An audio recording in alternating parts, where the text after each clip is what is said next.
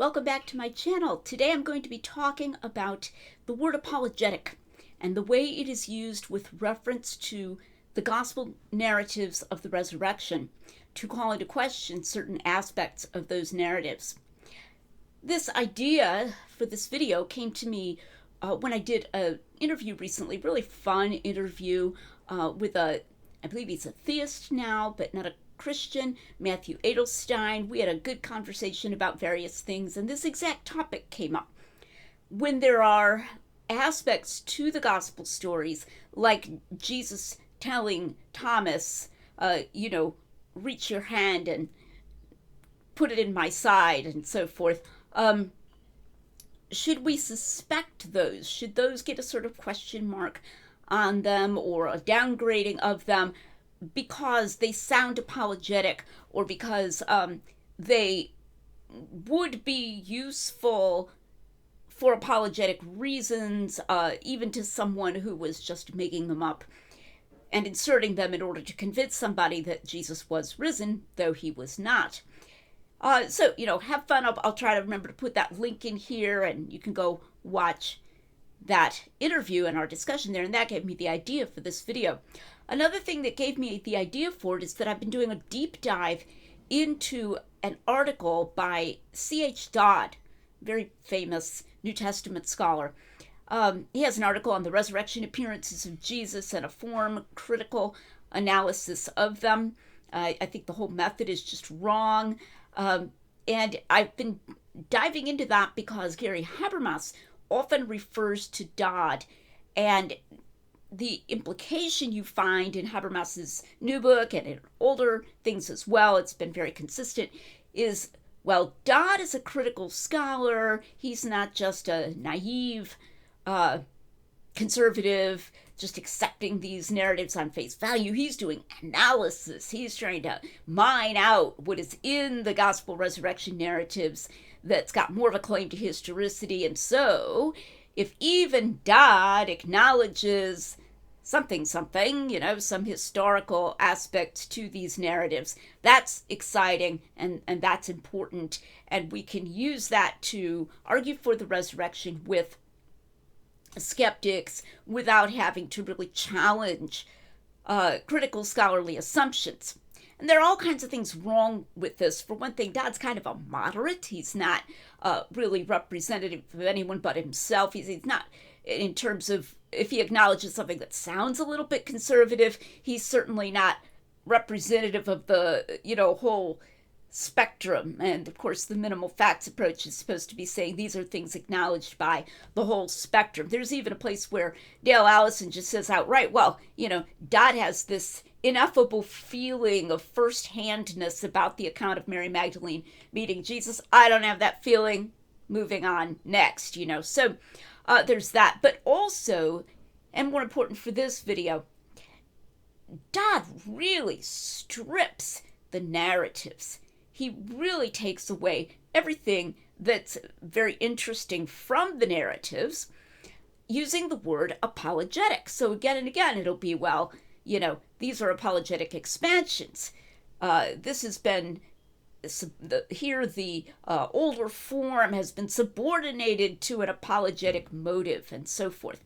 Always using that word apologetic, even with respect to the little snippets of narrative that he calls concise narratives, even there, when it says, they grasped his feet or he showed them his hands and side, it's like, to get your scissors and cut that out, that's an apologetic expansion.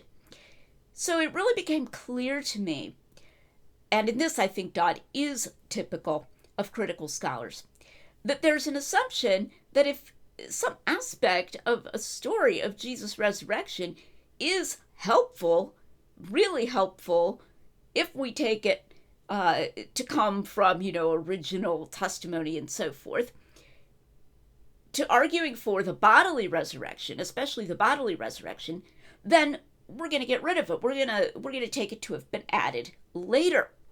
Now, Matthew, with whom I talked a few weeks ago, he was more sophisticated than that. He just said, well, doesn't it put a question mark over it? Isn't it less good because it appears apologetic?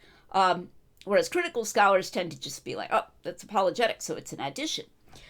And it really started to come home to me how backwards this is. In essence, what is being said here is this is bad evidence because it's good evidence. Very, very paradoxical. Because this would be such strong evidence, we're going to question whether it's authentic or whether it was just invented, just because it would be really strong evidence if it were not invented.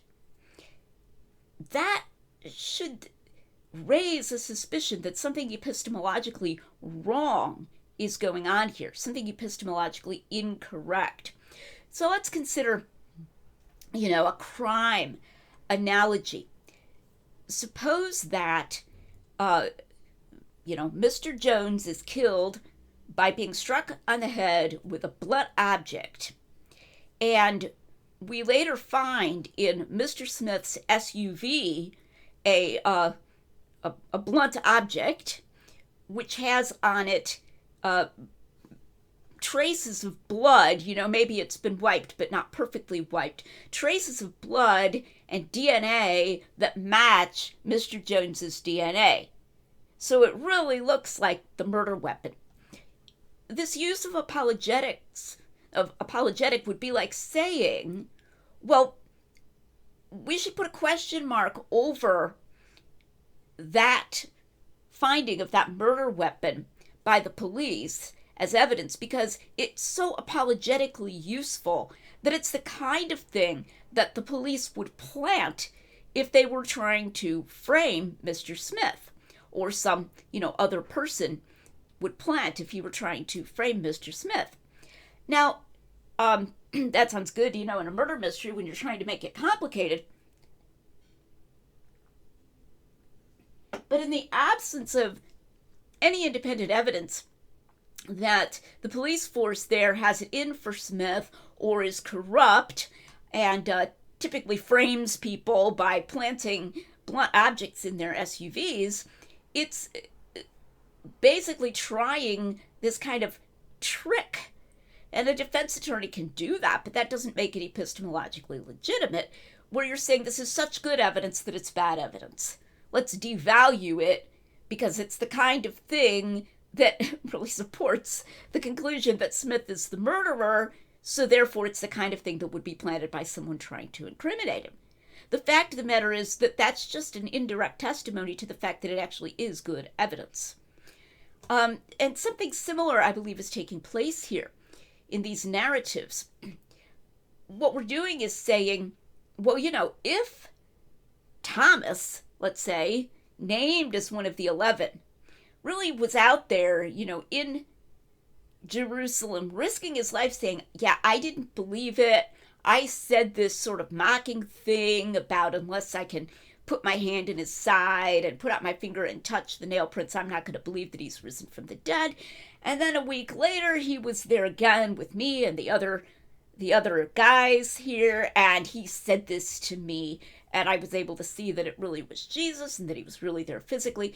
That would be really good evidence that Jesus was risen from the dead. In fact, it would be really good evidence that he was bodily risen, physically risen from the dead.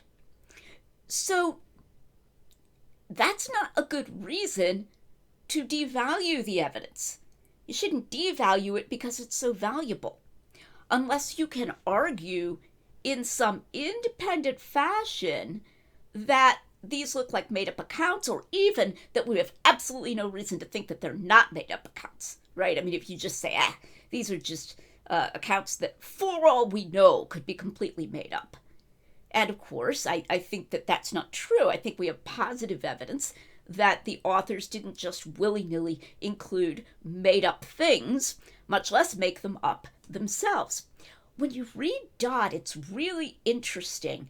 And that this is part of my point about why we shouldn't be trying to use Dodd and why the minimal facts approach is misguided, because you realize that he assumes that the authors of these documents thought nothing of making stuff up, even whole scenes. When you read what he really says about the road to Emmaus and the meeting by the Sea of Galilee and the occasion of doubting Thomas, He's just like, this is a sign of the author's craft. Okay, read my posts on this. Dodd assumes that the gospel authors made stuff up. And that it was fine with them. He doesn't even think he has to argue for that. He takes that as a given. And then he takes that as license to strip away everything that would be helpful to the bodily resurrection, and then what's left are just these really bare, generic elements that, he calls the appearance, the greeting, the word of command, which could just be, I send you as my messengers or something.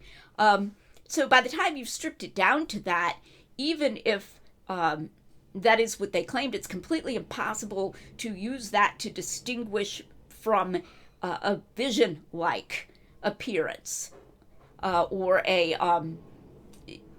even a ghost. If you think there's reason to believe in the paranormal, just an exalted Jesus who's just sending them some kind of a message. So the bodily stuff has just been systematically eliminated because he thinks he already knows that the police are corrupt, as we might say, that he already knows that the gospel authors and the early church were very prone to just make things up. But, that carries its own burden of proof once we've brought evidence that they weren't like that they actually took literal truth very seriously.